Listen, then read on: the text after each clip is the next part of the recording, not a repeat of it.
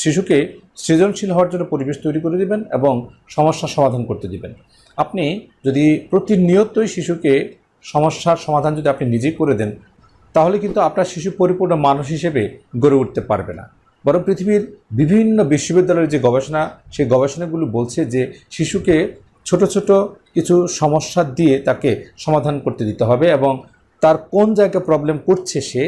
এই প্রবলেমগুলোকে যদি আমরা এক্সপ্লোর করি এবং ওই প্রবলেমের আলোকে যদি আমরা তাকে সমাধানটা দেখিয়ে দিই, তাহলে সে তার যে শেখার যে পদ্ধতিটা সে পেল, এই পদ্ধতির মাধ্যমে সারা জীবন ধরেই সে তার জীবনকে খুব পরিপূর্ণভাবে ভালোভাবে সাজাতে পারবে এবং অলরাউন্ডার একজন মানুষ হিসেবে তাকে গঠন করতে পারবে। আর একটা অত্যন্ত গুরুত্বপূর্ণ বিষয়, সেটি হচ্ছে যে স্বাস্থ্য এবং রুটিন মেনে চলাতে অভ্যস্ত করানো। আপনার শিশু যদি দিনে কমপক্ষে 1 ঘন্টা অ্যাক্টিভলি খেলাধুলা করে, তাহলে সে অলরাউন্ডার হওয়ার ক্ষেত্রে অনেক